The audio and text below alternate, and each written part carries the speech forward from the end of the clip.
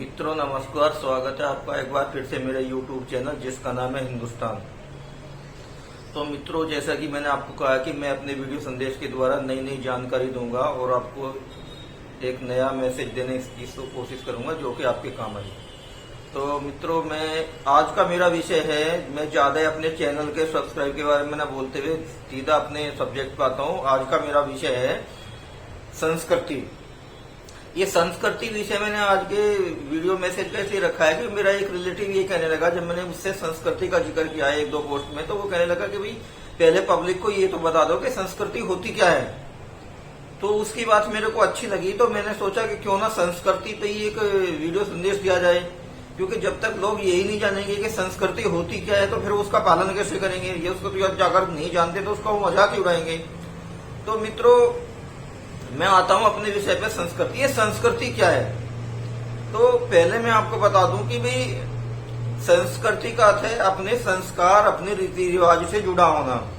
आजकल देखिए कि हम लोग अपने रीति रिवाज और अपनी चीजों से बिछुड़ गए हैं, और जब एक बच्चा अपने माँ बाप से बिछुड़ जाता है तो वो रास्ता भटक जाता है और फिर वो गलत कामों में लिप्त हो जाता है या उसकी परवरिश सही नहीं हो पाती, तो और उसको गलत संस्कार या गलत चीजों में वो पड़ जाता है। अब न जाने मतलब वो क्या क्या करने लगता है। तो इसलिए क्या है कि यदि आप अपनी संस्कृति से जुड़े रहोगे तो आप जो अच्छी चीजों से जुड़ोगे, जैसे कि एक पौधा होता है कि जब वो अपनी जड़ों से कट जाता है या उसकी जड़ों को खाद पानी नहीं मिलता है तो ऊपर से वो पौधा सूख जाता है। तो आज हमारे समाज की स्थिति यही हो गई है कि हम लोग क्या है कि हमें कोई पोषण नहीं मिल रहा है। पोषण कैसे मिलेगा? क्योंकि हम अपनी जड़ों से कट गए हैं। तो उन्हीं चीजों को हम संस्कार बोलते हैं। तो मित्रों, मैं आपसे कहना चाहूंगा कि ये संस्कार ही हैं जो मनुष्य और पशु को एक दूसरे से अलग अलग करते हैं। वरना अगर आदमी संस्कार भूल जाए तो एक पशु और आदमी में कोई अंतर नहीं रह जाता। कैसे? क्योंकि एक पशु भी वही करता है भाई जो मनुष्य करता है। भाई देखो, पशु भी चारा खाता है और आदमी भी खाना खाता है। बस आदमी में और पशु में यही फर्क है कि आदमी पैसा कमाता है और पशु पैसा नहीं कमाता, लेकिन काम सारे वही करता है। खाना खाना, पाचन, मल करना, मतलब सारी चीज वही करता है। ठीक है? तो ये एक संस्कार ही है जो पुरुष और मनुष्य को एक दूसरे अलग करते हैं। अगर पुरुष संस्कारहीन हो जाएगा तो समझो वो एक पशु के बराबर है। ठीक है?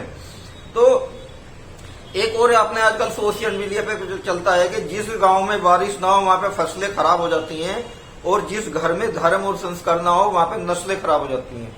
तो आज क्या है कि संस्कार विहीन जो हमारी जो पीढ़ी आ गई है युवा, उसकी वजह से हमारी फसलें खराब हो गई हैं। जब फसल ही खराब होगी तो समझ लीजिए उस पर फल भी नहीं आएगा, फल भी आएगा तो खराब आएगा, दूषित होगा। तो इसलिए यदि हमें अच्छी संस्कारहीन युवा पीढ़ी बनानी है तो उसके लिए हमें उन्हें संस्कारों से जोड़ना पड़ेगा। लेकिन सवाल उठता है कि भी ये संस्कार है क्या? क्योंकि अक्सर ये कहते हैं संस्कार है क्या। तो संस्कार तो वैसे तो मैं आपको बता दूं कि कम शब्दों में संस्कृत से बनी संस्कृति और संस्कृति से बने संस्कार। तो यदि हमें संस्कारों पे पहुंचना को जानना, उन्हें समझना है तो हमें संस्कृत पढ़नी पड़ेगी, और संस्कृत पढ़ के ही हम संस्कार को प्राप्त कर सकते हैं। क्योंकि हमारे जितने भी वेद ग्रंथ हैं, जो भी हमारे धार्मिक पुस्तकें हैं, वो मूल रूप से संस्कृत में उपलब्ध हैं, और उनका तरह तरह से इंग्लिश में और हिंदी में अलग अलग लैंग्वेज में उनका अनुवाद हुआ है। लेकिन कभी कभी क्या होता है कि अनुवाद का अर्थ बदल जाता है। ठीक है? तो मैं ज्यादा ना आपको समय लेते हुए अपने विषय पे आता हूँ, संस्कार। तो जो वैदिक संस्कार हैं जिनसे हमारी एक युवा पीढ़ी और अच्छे समाज का निर्माण हो सकता है, और जो समाज में बहुत सारी जगह बलात्कार हैं और बहुत सारी चीजें कुरीति है, काम वासना, बहुत सारी चीजें फैल गई हैं, उनको हम रोक सकते हैं और समाज में हम अपराध को भी कम कर सकते हैं। बहुत से लोग कहते हैं कि भाई संस्कार से क्या करोगे, क्या होता है, उससे क्या रोटी मिलेगी। लेकिन जब तक एक सभ्य संस्कार नहीं होगा तो हम बहुत सारी जो समाज में बलात्कार हैं, बहुत सारी कुरीतियां हैं, बुराइयां जो समाज में आ गई हैं, हम उनको दूर कर सकते हैं। तो मित्रों, मैं आता हूं ये वैदिक जो संस्कार है ये क्या है। ये वैदिक समाज में हमारे जो है 16 संस्कार दिए हैं, जिनका मैं नंबर वाइज आपको बताता हूं, आप उनको जरा ध्यान से सुनिएगा। तो वो 16 संस्कार में क्या है कि पहले नंबर पे आता है हमारा गर्भाधान संस्कार। तो मनुष्य के स्थूल और सूक्ष्म शरीर की उन्नति में संस्कारों का बहुत महत्वपूर्ण योगदान है, और संस्कार की उत्पत्ति श्रम, उत्सर्ग पूर्वक, कै, धातु, धन्य और प्रत्यय से होकर संस्कृत सबसे बनती है। तो पाणिनि के सूत्र संवेपित करोति वैष्णव के अनुसार जिस शरीर में सुशोभित हो उन्हें संस्कार कहते हैं। और तो मैं आता हूँ मित्रों, ये संस्कार करके आदमी आत्मा संस्कृत और सारे को मोक्ष को प्राप्त कर सकते हैं और संतान योग्य होते हैं। इसलिए संस्कार करना सभी मनुष्यों का उचित कर्तव्य है। तो मित्रों अब मैं आता हूँ संस्कारों पे। तो संस्कार हमारे यहाँ पे शुरू होता है सबसे पहले गर्भाधान संस्कार। तो इस गर्भाधान संस्कार में है कि जब जिस रात्रि को गर्भाधान की इच्छा पति पत्नी की होती है, तो उस समय पे हम उस चीज के लिए आराम से अपने मन को और अपने शरीर को और उनको तैयार करते हैं। तो उसमें हम लोग जो है वैदिक मंत्रों का उपचार करते हैं। दोनों वर वधु जो होते हैं अपने सूर्य का दर्शन करते हैं और गर्भाधान की क्रिया के पश्चात जो है प्रहर और रात्रि के बीच का है गर्भ स्थित होने के दूसरे दिन व दूसरे महीने में विधि पूर्वक अन्य मंत्रों से आहुति देनी चाहिए। ठीक है, तो ऐसा नहीं है कि जब हम संतान प्राप्ति के लिए तैयार हो तो हम मतलब अभी जैसे कि आजकल, मैं ज्यादा नहीं कहूंगा, लोगों को बुरा लगेगा कि आजकल जैसे कि हम हनीमून पे निकल जाते हैं और मतलब वहां पे मतलब क्या है होता है, फिर पता नहीं उस बेड पे होटल में न जाने कितने लोग आते हैं, कैसे कैसे लोग आते हैं और हम अपने वहीं पे जब अगर हमारी वहीं से कोई संतान हमारी ठहर गई गर्भ में तो समझो उसके संस्कार क्या होंगे। इसलिए क्या है कि हमारे पूर्वजों में, हमारी संस्कृति में यही कहा है कि जब हमें एक उत्तम अगर संतान प्राप्त करनी है तो उसके लिए बाकायदा हमें संस्कार करने पड़ेंगे और तभी हमें एक उत्तम पुत्र या पुत्री या उत्तम संतान हम प्राप्त कर पाएंगे। ना कि वास्तविक तरीके से हम लोग शराब पी के होटल में मतलब इस तरह से करके हम उत्तम संतान हम प्राप्त नहीं कर सकते और उस ऐसी संतान और युवा पीढ़ी से हम कोई अपेक्षा भी नहीं कर सकते।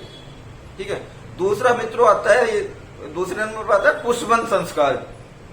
ये पुष्पबंध संस्कार ये है कि इसको गर्भ ठहरने के 2 से 3 महीने की अवधि में किया जाता है। इसमें क्या है कि नई पीढ़ी को गर्भ ठहरने के बाद में 2 से 3 महीने के बाद में आपस में हम लोग क्या के मतलब पति पत्नी आचार विचार और अच्छी अच्छी वेद ग्रंथ और मंत्रों को सुनते हैं और अच्छा आहार और अच्छा वो करते हैं, क्योंकि इस समय पे क्या होता है, जो गर्भस्थ शिशु होता है उसके मानसिक तंत्र का विकास होता है। तो उस टाइम में हमको क्या है कि अच्छी अच्छी बातें सीखनी चाहिए, वेद ग्रंथों का हमें अध्ययन करना चाहिए, आपस में बातचीत करनी चाहिए और इसी से ही क्या है कि जब हम आपस में बात करते हैं तो क्योंकि गर्भावस्थ शिशु का उसमें मानसिक तंत्र स्थापित होने लगता है या उसका विकास हो जाता है, तो वो भी उस चीज को ग्रहण करता है। कैसे कि जैसे कि कुछ लोग कहेंगे ये कैसे होगा कि जैसे कि जब अभिमन्यु पेट में था तो जब अर्जुन जो सुभद्रा को चक्रव्यूह की रचना बता रहे थे तो अभिमन्यु ने उसे गर्भ में ही सीख लिया था। तो इसलिए कोई ये सवाल ना करे कि बच्चा कैसे सीखेगा 3 महीने का। आजकल विज्ञान वाले बड़ी बड़ी एक नई अजीब सी थ्योरी लेके आते हैं जो लोगों को ज्यादा मजेदार लगती है। ठीक है ना, और ये मेरी जो बात है शायद हो सकता है कुछ लोगों को मजाक लगे, लेकिन ये सत्य है। तीसरे नंबर पे आते हैं हम सीमंतोदन संस्कार। ये सीमोदन संस्कार ये है कि गर्भास्थ शिशु के चौथे माह में शुक्ल पक्ष में जिस दिन मूल आदि पुरुष नक्षत्रों से युक्त चंद्रमा हो, पारस्कर के अनुसार पुष्पबंध संस्कार के 6ठे या 8वें महीने में उसके साथ में चंद्रमा के दिन करना चाहिए आदमी को। ठीक है, और उसके बाद में आता है आपका जाति संस्कार। जो जाति संस्कार होता है वो संतान अवधि के दिन किया जाता है 34 नंबर पे। 5वें नंबर पे आता है निष्क्रमण संस्कार। निष्क्रमण संस्कार ये है कि जहां घर में वायु का शुद्ध निष्क्रमण संस्कार, ये 5वें नंबर पे आता है आपका नामकरण संस्कार। ये जिस दिन जिस दिन शिशु का जन्म होता है उस दिन को लेकर छोड़ के 11वें दिन या 100वें दिन अथवा दूसरे वर्ष के आरंभ में जिस दिन जन्म हुआ उस दिन हम क्या है कि शिशु का नामकरण संस्कार करते हैं। आपका 6ठे नंबर पर आता है निष्क्रमण संस्कार। निष्क्रमण जहां घर में वायु का शुद्ध जो आवागमन हो वहां शिशु को उस एरिया में भ्रमण कराया जाता है। इसका उपयुक्त समय संतान के जन्म के पश्चात तीसरे शुक्ल पक्ष की तृतीया पे चौथे महीने की जिस तिथि में संतान का जन्म हो उस तिथि को हमको करना चाहिए। 7वां आता है अन्नप्राशन संस्कार। अन्नप्राशन संस्कार यह है कि शिशु को 6ठे या 7वें महीने में करना चाहिए, क्योंकि उस समय पे उसका जो है पाचन तंत्र सही तरह से काम करने लगता है। तो उस अवधि में क्या होता है कि हम लोग उसको दूध वगैरह छुड़वा के कुछ हम जो तरल चीजें या बाहरी उसको खाना खिलाते हैं और उसका हम बाकायदा मंत्रोपचार से उसका वो करते हैं, संस्कार करते हैं और मंत्र बोलते हैं। 8वां आता है आपका चूड़ा कर्म संस्कार। चूड़ा कर्म संस्कार ये कि जन्म के तीसरे अथवा 1 वर्ष में उत्तरायण काल में सुख पल में जिस दिन आनंद हो उस दिन शिशु का केश मुंडन करना चाहिए। जैसे कि हम लोग बालों का मुंडन करवाते हैं कि जो हमारे संस्कारों में है, और कुछ लोग गंगा में करवाते हैं, कुछ लोग गुड़गांव में शीतला माता में करवाते हैं, और जो और संस्कृति है वो अपने अपने नजदीक के धार्मिक स्थलों में करवाते होंगे। ठीक है। एक होता है मित्रों 9वें नंबर पे आता है कर्ण छेदन संस्कार।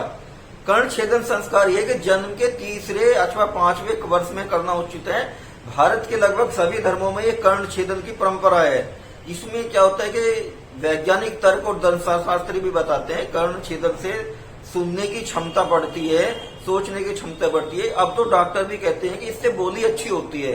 होता है जो कानों को छेदने से कानों से होकर दिमाग तक जाने वाली रक्त में नसों में क्या होता है कि रक्त का संचार को कंट्रोल करती है ये कर्ण छेदन। 10वें नंबर पर आता है मित्रों उन्नयन संस्कार। मनुस्मृति के अनुसार ब्राह्मण के बालक के जन्म लेने पे गर्भस्थ से 5वें क्षत्रिय के बालक का जन्म 6वें बालक के जन्म के गर्भ से 8वें गर्भ के प्रातःकाल बल विद्या बल व्यवहार की इच्छा से करना चाहिए। ठीक है। तो 8वें वर्ष में या अधिकतम 16वें वर्ष में बालक के गर्भ या जन्म के 11वें वर्ष में अधिकतम 22वें वर्ष तक बालक का और जन्म गर्भ से 12वें अवस्था में अथवा अधिकतम 24वें वैश्विक के बालक का उन्नयन संस्कार अवश्य करना चाहिए। ठीक है।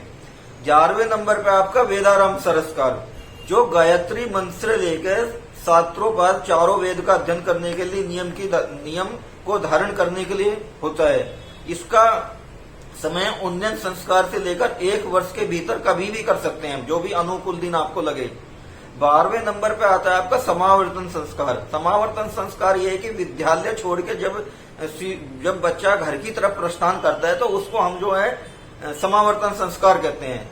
13वें नंबर पे आता है विवाह संस्कार। विवाह संस्कार जो एक बहुत ही महत्वपूर्ण संस्कार है, जिसको आजकल लोगों ने दूसरे तरह से जोड़ दिया है। विवाह संस्कार का होता है कि एक परिवार से दूसरे परिवार को जोड़ना। लेकिन आजकल विवाह में लोगों ने देख लिया कि बच्चा कितना पढ़ा लिखा है, कितना कमाता है, दान कितना, दहेज देगा। अरे भाई, जब आपका उद्देश्य ही गलत हो गया तो परिणाम भी आपका गलत ही होगा। ठीक है। तो विवाह संस्कार क्या है कि विवाह संस्कार का पुरुष का न्यूनतम जो 25वें वर्ष में और कन्या का न्यूनतम 16वें वर्ष में जो कनिष्ठ समय कहलाता है। 30वें वर्ष से लेकर 38वें वर्ष तक में पुरुष का और 17 से लेकर 19वें वर्ष तक स्त्री के विवाह का मध्यम काल माना जाता है। 40वें व 48 वर्ष में पुरुष का और वो 20वें से 24वें वर्ष तक स्त्री का विवाह उत्तम समय कहा जाता है। इस संस्कार को उत्तरायण शुक्ल पक्ष के किसी भी अच्छे दिन या किसी भी समय सायंकाल करना चाहिए। विवाह जो हमेशा जो फेरे होते हैं, मैं आपको जानकारी के लिए बता दूं, हमेशा दिन में करना चाहिए। आजकल शादी के फेरे जो रात में करने की परंपरा है, जबकि मैं बता दूं कि रात्रि काल प्रेत काल समय होता है। तो हमारे जो पूर्वज जो थे, जो विवाह संस्कार करते थे, फेरे डालते थे, वो दिन में करते थे, क्योंकि रात्रि को प्रेत काल समय होता है। मध्यकाल में कुछ मुस्लिम लोग आए जो हमें परेशान करते थे, हमारे संस्कारों में बाधा डालते थे। तो मैं समझता हूँ शायद उसी परेशानी से बचने के लिए लोगों ने रात्रि में चुपके से शादी या फेरे करने की परंपरा डाल दी, जो कि गलत थी। तो मेरा आप लोगों को सलाह ये है या कि आप जो है जब भी शादी करें तो विवाह के फेरे दिन में डालें, ना कि रात में डालें, क्योंकि रात्रि में प्रेत काल समय होता है। जब गलत चीज समय पे गलत सही काम होगा तो उसका परिणाम भी मेरे हिसाब से गलत ही मिलेगा। शायद इसी वजह से मुझे लगता है कि आजकल जो है विवाह के विच्छेद अधिक हो रहे हैं, कोर्ट कचहरी भरी पड़ी है। 14वें नंबर पे आता हूं मैं आपको। 14वें नंबर पे आता है मित्रों वानप्रस्थ संस्कार। वानप्रस्थ जब 50 वर्ष का हो जाता था व्यक्ति और पुत्र का भी पुत्र हो जाए, मतलब कि वो दादा बन जाए, तो वो एकांत में जाके योग अभ्यास और आत्मचिंतन करता था। तो इसको बोलते हैं वानप्रस्थ संस्कार। 15वें नंबर पे आता है संस्कार, वो संन्यास संस्कार। तो संन्यास संस्कार उसको कहते हैं जो मोह माया आवरण है और पक्षपात है उसको छोड़ के आदमी पूर्ण रूप से विरक्त हो जाए और पूरी तरह से पराक्रम करने की सोचे। आयु का जो तीसरा भाग है, व्यक्ति जंगलों में न्यूनतम 12 वर्ष और अधिकतम 25 वर्ष व्यतीत करने के बाद में आयु के चौथे भाग में अर्थात 70वें वर्ष में सन्यासी हो जाए, क्योंकि वो सारी मोह माया को त्याग दे। लेकिन आजकल क्या होता है कि एक बुढ़ा 80 साल का होता है, उसकी भी इच्छाएं बनी रहती हैं। इसलिए क्या है कि जब वो उसकी इच्छाएं बनी रहती है तो वो आदमी आत्मा मोक्ष को प्राप्त नहीं होती है, उसकी वो अतृप्त होकर भटकती रहती है। जो आत्मा भटकती रहती है वो दूसरों को परेशान करती है समय समय पे, ठीक है। और ये आत्मा दूसरों को परेशान करती है भटकती हुई। तो मैं आपको बता दूं, ये मेरा पर्सनल अनुभव है, मैंने इस चीज को खुद फेस किया है। कुछ लोग कहते हैं कि आत्मा नहीं होती, भूत नहीं होती, तो मैं आपकी जानकारी बता दूं, इस चीज को मैंने फेस किया है। और कोई जरूरी नहीं कि आपने कोई चीज फेस करी हो तब ही उसको माने। चाणक्य के अनुसार ये आपका जीवन बहुत छोटा है, इस धरती पे ये लाखों करोड़ों पुरानी सभ्यता है, इस धरती पे बहुत कुछ रहस्य है। कोई जरूरी नहीं कि प्रत्येक घटना आपके साथ हो तभी आप उसका विश्वास माने, क्योंकि आपका जीवन तो बहुत छोटा है। इसलिए कुछ अनुभव, कुछ सीख हमें दूसरों से सुन के भी लेनी चाहिए। और जरूरी नहीं है कि हर चीज के भाई इनका इसका सबूत क्या है, कहाँ लिखा हुआ है, कोई जरूरी नहीं कि आप किसी की लिखी हुई बुक पे ही आप निर्भर हो। आपके साथ में कुछ अनुभव हुआ है, उस आपने किसी को बताया, वो किसी बुक में नहीं लिखा था, आप उसको भी मानिए, ठीक है। लास्ट में अंतिम नंबर पे आता है मित्रों, जो जीवित व्यक्ति का संस्कार होता है वो होता है आपका अंत्येष्टि संस्कार।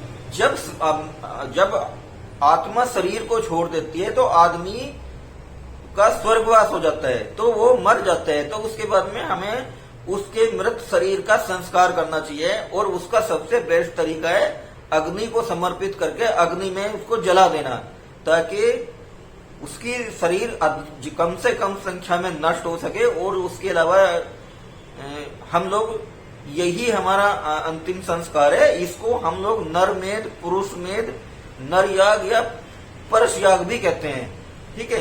तो इसके बाद में ये जो 16 संस्कार मैंने आपको बताइए, आदमी के पूर्ण संस्कार आदमी के हो जाते हैं। ये मृत्यु तक संस्कार है। मृत्यु के बाद में भी और बहुत सारे संस्कार है, जैसे कि श्राद्ध संस्कार है, जो हम लोग हर अमावस्या को, हर महीने को करते हैं। और उसके बाद में साल भर में एक बार श्राद्धों का महीना आता है, कार्तिक की पूर्णिमा, कार्तिक लगने से पहले, जिस टाइम में हमारे जो पूर्वज जो है, कहा जाता है कि वो जमीन पे उपस्थित होते हैं, तो हम उनको तरह तरह से उनकी इच्छा अनुसार या जो भी हम बनाते हैं उनको उसी रूप में वो चीज प्राप्त हो जाती है और वो उससे तृप्त हो जाते हैं। तो मित्रों, मैंने आपको ये 16 संस्कार बताए हैं। तो अब ये आपको कैसे लगे, आप इसके बारे में मेरे को कमेंट बॉक्स में जरूर बताइएगा। और आज के टाइम में कुछ लोग कहेंगे कि भाई आपने जो संस्कार बताए ये कैसे आज रिलेवेंट है, इनका क्या महत्व है, ये पुरानी मनगढ़ंत बातें, अरे खाओ कमाओ इससे रोजी रोटी मिलेगी। तो मैं मित्रों बता दूं, हम लोग अपने संस्कारों से बिछड़ गए हैं, इसलिए आज हम एक सभ्य समाज का निर्माण नहीं कर पा रहे हैं। और ये कोरोना वायरस भी उसी चीज की परिणति है। क्यों, आजकल क्या है कि मानव जो है बड़ा लालची हो गया है, सौदागर हो गया है। उसको क्या है कि किसी भी तरह से लाभ चाहिए, चाहे कोई व्यक्ति मर ही क्यों न जाए। तो मित्रों, मैं कहता हूं कि जब तक आप भारतीय संस्कृति या सनातन धर्म की तरफ नहीं लौटोगे, इन संस्कारों से नहीं जुड़ोगे, तब तक इस धरती पे अनेक तरह की आपदाएं और वायरस आएंगी। आप उनको किसी भी सूरत में नहीं रोक सकते। इसलिए मित्रों, यदि हमें एक अच्छी सभ्यता, एक सभ्य समाज का निर्माण करना है तो हमें सनातन संस्कृति की ओर लौटना पड़ेगा। अगर हम लोग सनातन संस्कृति की तरफ नहीं लौटेंगे तो हमारा आगे भविष्य में भाई यही बुरा हाल होने वाला है। और इसलिए चूंकि मित्रों कोरोना काल है, इसलिए भारतीय संस्कृति की बातें या उनको अपना के ही आप इससे बच सकते हो। आज तो वेदांता हॉस्पिटल के डॉक्टर नरेश जोगी त्रेहान ने भी कह दिया है कि भाई कोरोना से बचने के लिए आप अनुलोम विलोम और प्राणायाम करो। तो जब ये देखिए देश का इतना बड़ा डॉक्टर भी कह रहा है, तो मैं कहता हूं कि आप भारतीय संस्कृति की तरफ लौटिए। और भारतीय संस्कृति ही केवल विश्व की संपूर्ण मानव सभ्यता का कल्याण करने के बारे में बताती है। बाकी अन्य लोग केवल अपने में लगे हुए हैं। जब तक आप इसकी लाभ की और अंधाधुंध विकास की चीजों से नहीं का मोह नहीं त्यागोगे, तब तक विश्व का कल्याण नहीं हो सकता। तो मित्रों, मैं समझता हूं कि आप संस्कारों का क्या महत्व है आप समझ गए होगे। जब तक आप इन संस्कारों को पूरा नहीं करोगे, एक संस्कार युक्त ना तो आपको संतान मिलेगी और ना ही एक संस्कार युक्त समाज का निर्माण होगा। और जब तक संस्कार नहीं होंगे तो तब तक आपका युवा पीढ़ी का, समाज का कुछ नहीं होगा। संस्कार के बिना पुरुष ऐसे भटक जाता है कि जैसे अगर किसी को दिल्ली जाना है और वो बैठ जाए बड़ौत की जाने वाली ट्रेन में, तो वो समाज या वो व्यक्ति कभी भी दिल्ली नहीं पहुंच पाएगा। क्यों? उसने गलत ट्रेन पकड़ ली है। जब तक मित्रों आप सही ट्रेन नहीं पकड़ोगे, आप सही अपने गंतव्य स्थान तक नहीं पहुंचोगे। तो मित्रों मैं समझता हूँ ये वीडियो काफी भी हो गया है और सफिशिएंट भी है। इसके अलावा भी अभी संस्कार से आपको कुछ जानकारी चाहिए तो आप मेरे से कमेंट बॉक्स में संपर्क कर सकते हो। तो मित्रों अब मैंने आपको 16 वैदिक संस्कारों का महत्व और अर्थ बताया। हो सकता है मैं आपको बहुत अच्छी तरह से ना समझाया सकता हूँ, मैं आगे से और अच्छी तरह से आपको समझाने की कोशिश करूंगा। तो मित्रों इसी के साथ मैं अपने इस वीडियो संदेश को मैं विराम देना चाहूंगा और मैं अंत में आपसे ये प्रार्थना करना चाहूंगा कि जिन लोगों ने मेरा ये यूट्यूब चैनल हिंदुस्तान सब्सक्राइब ना किया हो तो कृपया मेरी आपसे विनती है कि कृपया करके आप मेरे इस यूट्यूब चैनल को सब्सक्राइब कर दीजिए और साथ में बेल आइकन को प्रेस करना ना भूले, ताकि जब भी आपको मेरा वीडियो अपडेट हो आपको नोटिफिकेशन मिलता रहे। तो मित्रों इसी के साथ मैं मिलता हूं आपको एक नए संदेश के साथ, एक नए विषय के साथ। तब तक के लिए आपको मेरा भारत माता की जय, जय हिंद, नमस्कार।